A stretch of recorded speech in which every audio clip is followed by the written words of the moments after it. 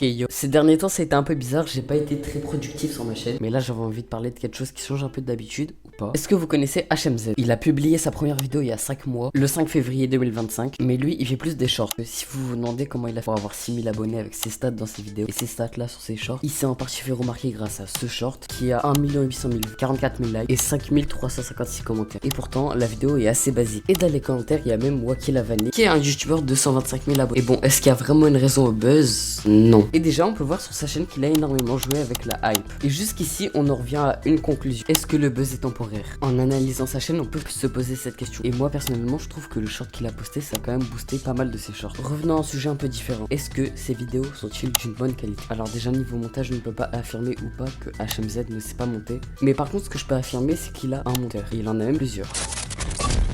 Pourquoi j'ai décidé de faire une vidéo sur lui? Déjà, de base, j'ai remarqué qu'il y avait quand même pas mal de trucs à dire et je me suis dit que c'était une bonne occasion de vidéo.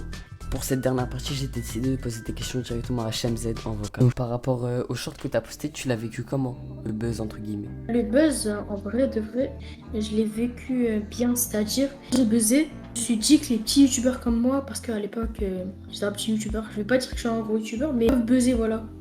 Est-ce que tu t'y attendais? Non, vraiment pas. Est-ce que tu sais monter? Je peux pas dire que je sais pas monter, ni que je suis fort, mais ouais, je connais les bases, ça va.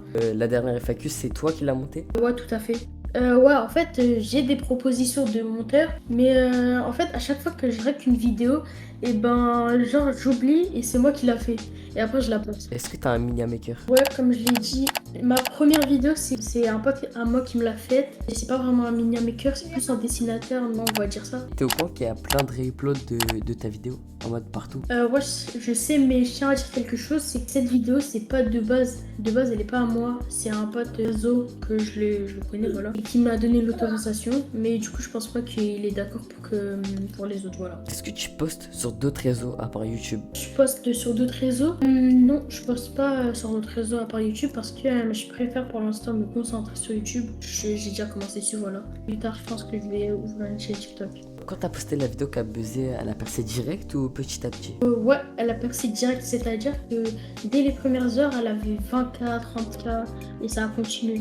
Tu gagnais combien d'abonnés par jour quand tu postais la vidéo? Au moment là, j'ai gagné 100 abonnés par jour. Ok, bon, du coup, il m'a expliqué que je perdais plus de 10 abonnés par jour et j'ai été voir dans le premier screen que j'ai mis tout à l'heure, vu qu'il y a plusieurs jours d'intervalle entre le tournage, et bah il était à 6040 et là, sur ce screen qui date d'il y a quelques minutes, du coup, il est à 6020. Ok, c'est la fin de la vidéo. J'espère que vous avez bien aimé la vidéo. Elle m'a pris quand même pas mal de temps, donc n'hésitez pas à vous abonner, liker, ciao.